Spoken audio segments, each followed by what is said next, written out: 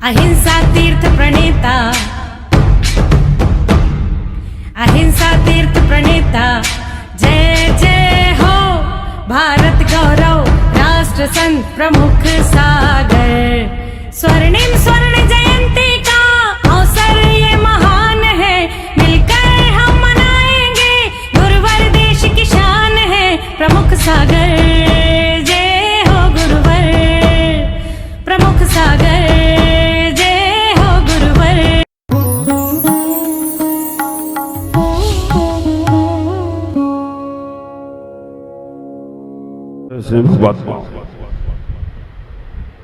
जंगीपुर के समाज वास्तव में कुछ पुण्य अर्जन किए होंगे जो तुम्हारे जीवन में पुण्य से और कुछ बढ़ता जा रहा है। मंदिर में घुसे सामने के बैनर पर हमारी नजर गई, वहां एक ही कोटेशन लिखा है, पुण्यशाली वो नहीं है जो पुण्य जिसके पास है, पुण्यशाली वो है जो पुण्य का सदुपयोग करता है। अब आप विचार करके रखना, पुण्यशाली वो नहीं है जिसके पास पुण्य है, पुण्यशाली वो है जो पुण्य का सदुपयोग करता है। आप क्या सोचते हैं, वस्तु की उपस्थिति महत्वपूर्ण है या वस्तु की उपयोगिता महत्वपूर्ण है?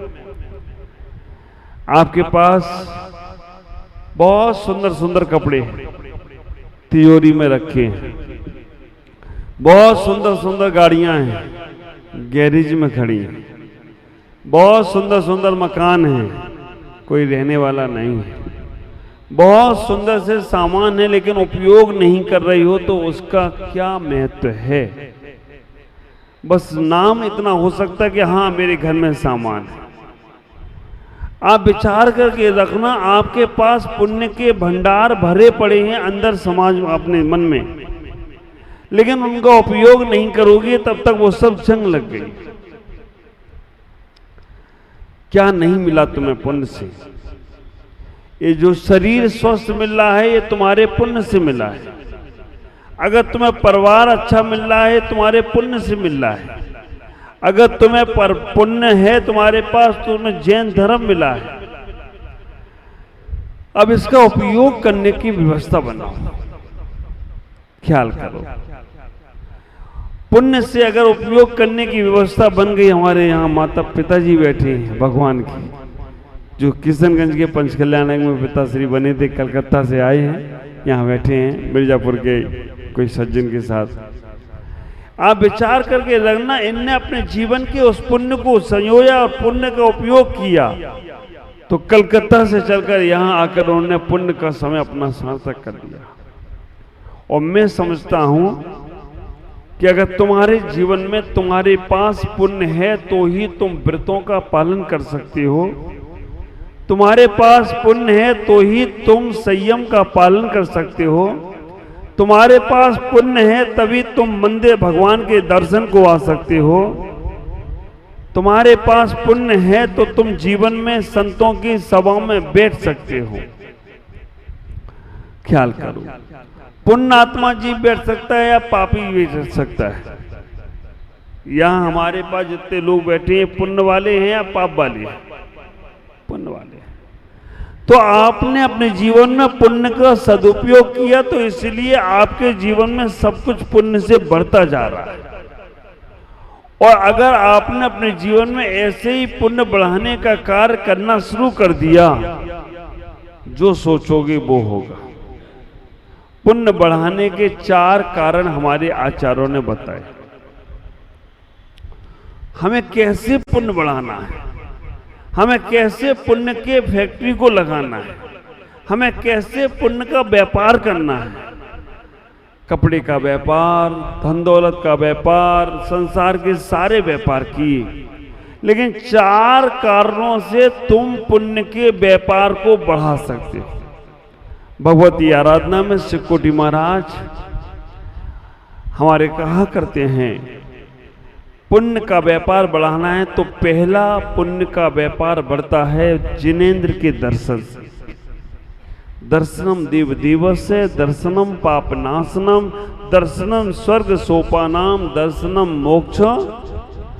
पहला पुण्य बढ़ता है जिनेंद्र के दर्शन से, जिनेंद्र के अभिषेक से, जिनेंद्र के पूजन से, जिनेंद्र की भक्ति से। ख्याल करके रखना, ये जैन कुल में आपने जन्म लिया है तो आपको ही सौभाग्य है जिनेंद्र के दर्शन करने का, और अन्यत्र कहीं जन्म और होता तो भगवान नहीं मिलते तुमको।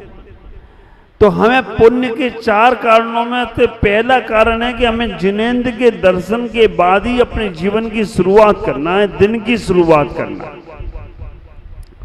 और थोड़ा सा पुण्य बढ़ जाए अगर, तो दर्शन के साथ भगवान की अभिषेक करने का प्रयास कर। भगवान का अभिषेक करने का सौभाग्य पुरुषों को मिला है, महिलाओं को नहीं मिला है।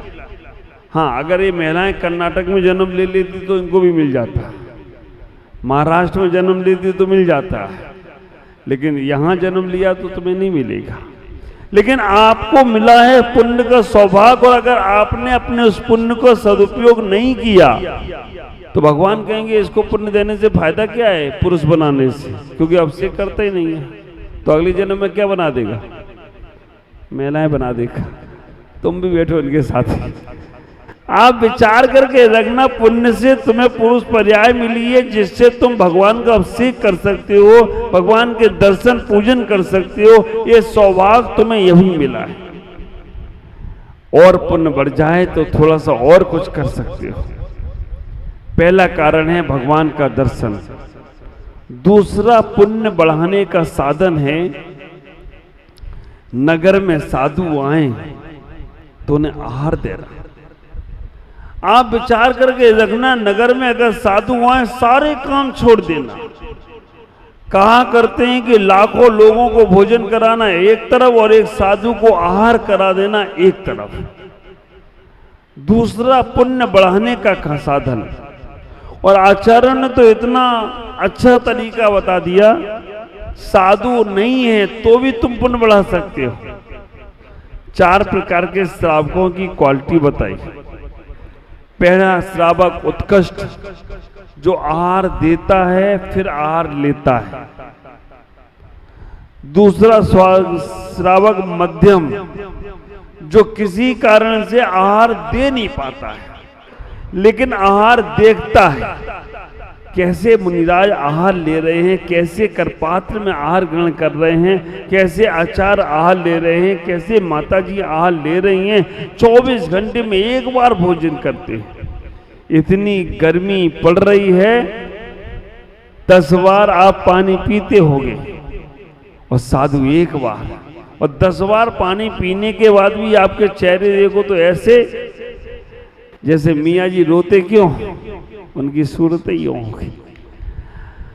और चेहरे साधु एक बार भोजन करने के बाद भी मस्त रहता है, आनंद रहता है। तो विचार करना। दूसरा मध्यम श्रावक बनने की कोशिश करना। किसी कारण से घर में सूतक पातक है या शरीर में बीमारी है तो आहार ना दे पाए तो कम से कम आहार देखकर भोजन करना, मध्यम श्रावक। अब देने के लिए और देखने के लिए साधु की आवश्यकता है, लेकिन अब न साधु हैं तो न देख सकते हैं न दे सकते हैं। तो तीसरे नंबर का श्रावक बताया जगन्य श्रावक, जो आहार न दे पा रहा है न देख पा रहा है लेकिन आहार का समय टाल रहा है। आहार का समय 10 बजे के लगभग साधुओं के आहार होते हैं। आप विचार करना कैसे पुण्य बढ़ाएं।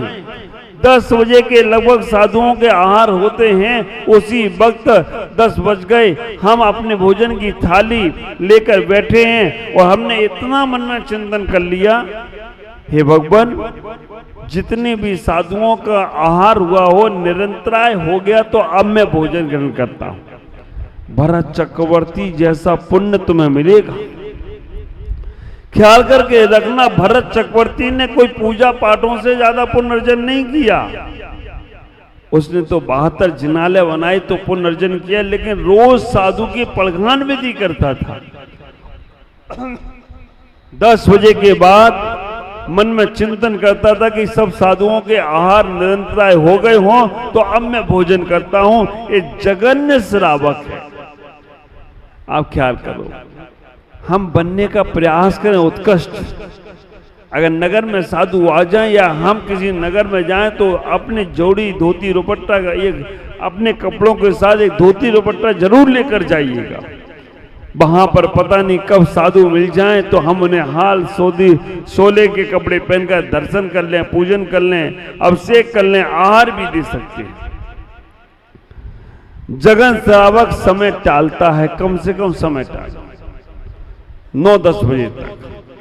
अब तुमको बीमारियां इतनी हो गई हैं कि सुबह ही चाहिए तुम्हें। डायबिटीज है महाराज, अगर हम 9-10 बजे तक रह गए तो गस्त खा जाएंगे, चक्कर आ जाएंगे, नीचे गिर जाऊंगा महाराज, क्या करा जाए। डायबिटीज हुई तो इसी कारण से कि सुबह सुबह से शुरू हो जाते थे। बैरिटी बिस्तर पे ही चाय चाहिए। तो इतना कर लो कि 10 बजे तक अनाज नहीं खाएंगे। सिंपल सा आप विचार करना, 10 बजे तक हम अनाज नहीं लेंगे। बहुत से लोग होते, बहुत से श्रावक मैंने देखे 10 बजे तक मुंह में पानी की बूंद भी नहीं रखते। आप कम से कम इतना नियम बना लो कि अनाज नहीं खाएंगे तो भी जगन श्रावक के जगन में तुम्हारी गिनती आएगी। उत्तम श्रावक आहार देता है फिर लेता है, मध्यम श्रावक आहार देखता है फिर लेता है, जगन श्रावक आहार का समय टालता है फिर भोजन करता है। चौथा श्रावक है निकृष्ट, न जो आहार देता है, न आहार देखता है, न आहार का समय टालता है। सुबह से उठकर चरना शुरू कर देता है, सुबह से बिस्तर पे ही शुरू कर देता है। आप विचार करना, आप इतना ही सोचना कि आपका इसमें कौन से में नंबर आ रहा है। अगर अभी तक निकृष्ट हो तो जगन में नंबर ले आना, नहीं हो तो मध्यम में ले आना, और उत्कृष्ट में ले आए तो आप विचार करके रखना, जो लोग साधु को आहार देते हैं उन्हें भोग भूमि का ही पुण्य मिलता है। कर्म भूमि में द्वारा जन्म नहीं होगा, भोग भूमि में जाके जन्म लेंगे। पहला साधन जिनेंद्र का दर्शन, अभिषेक, पूजन। दूसरा पुण्य कमाने का साधन है साधुओं को आहार देना, देखना, आहार का समय टालना। तीसरा पुण्य कमाने का साधन देखो, हमारे आचार्यों ने बिल्कुल ऐसा नियम बताए हैं कि जिससे आप अपने जीवन में पुण्य के भंडार भरते चले जाए। तीसरा उन्होंने साधन बता दिया कि आप अपने जीवन में पुण्य को बढ़ाना है तो आप कोई न कोई व्रत नियम संयम जरूर लो। छोटे छोटे से नियम, छोटे छोटे से व्रत। मंदिर आते हो, अभी मैं ऊपर चढ़ रहा था सीढ़ी पे, देखो मैं सब कुछ देखता हूं, भगवान को भी देखता हूं, और जो आसपास दिखता है वहां पे एक पोस्टर लगा है पुलक सागर जी महाराज का, उसमें लिखा है कि रोज नियम लीजिएगा। तो आप विचार करके रखना, एक नियम रोज मंदिर आओ तो सुबह भगवान के सामने, भगवान हमें शक्ति देना बड़े नियमों का पालन कर सकूं। लेकिन जब तक नहीं कर पा रहा हूं तब तक छोटे छोटे नियम, 24 घंटे के नियम। आज 24 घंटे में हम सुनेंगे ज्यादा, बोलेंगे कम, है ना। आज 24 घंटे के अंदर हम अपने जीवन में नमोकार मंत्र का 5 माला फेरेंगे, हम 4 बार मुंह झूठा करेंगे। आप विचार करना, ये जो छोटे छोटे नियम लोगे ना तो पंक्तियां आपको याद होंगी। मालूम है मुझे, घुटने के बल चल चल कर बच्चे खड़े हो जाते हैं और छोटे छोटे नियम एक दिन बहुत बड़े हो जाते हैं। तो आप रोज के नियम बनाओ, इससे आपको साथी से पुण्य का आश्रय होगा। 3 साधन बता दिए। जिसके व्यक्ति के जीवन में नियम नहीं होता है उसका जीवन अभी शुरू नहीं होता है। हम छोटे छोटे संकल्प बनाएं, छोटे छोटे रूल बनाएं, छोटे छोटे अपने मन के भाव निर्मल करें। चौथा पुण्य का साधन बताया, चौथा पुण्य कमाने का साधन बताया है कि सबसे पहले हमें अपने जीवन में, हम दिन रात खाते रहते हैं, चौथे नंबर का पुण्य का साधन है हमें उपवास करना चाहिए। रोज ना कर पाओ तो महीने में 1 उपवास करो। आप विचार करके रखना, उपवास करने से शक्ति कम नहीं होती है, उपवास करने से आत्मबल बढ़ता है। 4 साधन।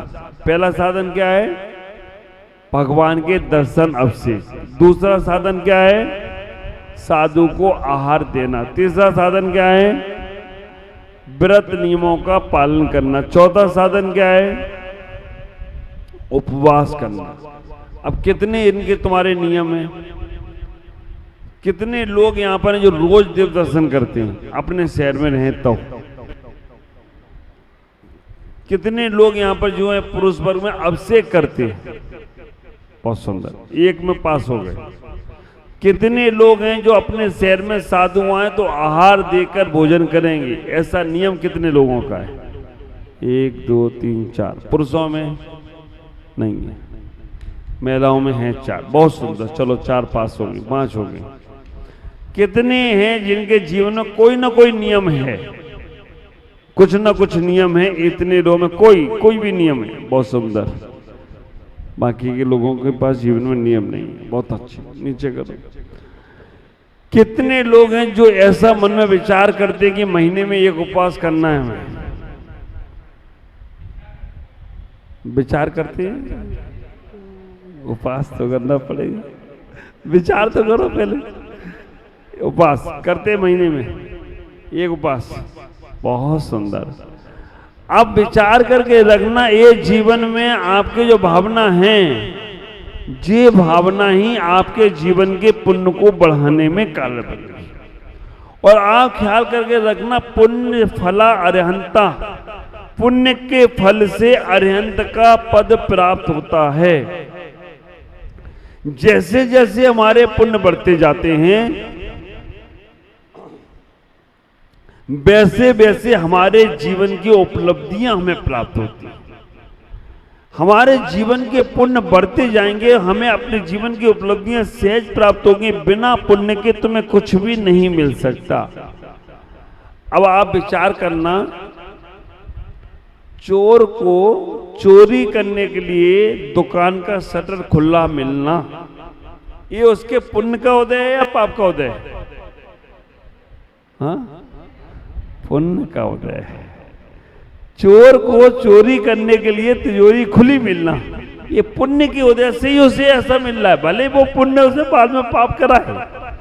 शराब पीने वाले को शराब मिल जाना पुण्य है या पाप? देखो, पुण्य का उदय है। सुअर को मल खाने को मिल जाए, पुण्य का उदय है या पाप का उदय है? पुण्य की उदय है। सुअर तो सोचा आज मेरी पार्टी हो गई, मल खा रहा है। तो आप विचार करके रखना, ये जो पुण्य है ना, ये पुण्य पाप में कारण बनेगा। गलत चीजें करने को तुम्हें मिल रही हैं और तुम कर रहे हो, तुम सोच रहे हो कि हमारा मन की इच्छा पूरी हो गई, तो इससे तुम्हारा पुण्य बढ़ने वाला नहीं है। हाँ, पुण्य से तुम्हारी इच्छा पूरी हो रही है, गलत इच्छा भी पूरी होंगी पुण्य से ही, लेकिन वो बाद में पुण्य तुम्हारा पाप में कारण बनेगा। और वहां लिखा है पुण्य का सदुपयोग करना है। तो आप विचार करो, इस पुण्य को सदुपयोग करने के लिए अगर मन तुम्हारे पास अच्छा है, उस मन को अच्छे कामों में लगाओ। इस मन से कभी किसी के बारे में एक क्षण को भी गलत सोचने की जरूरत नहीं।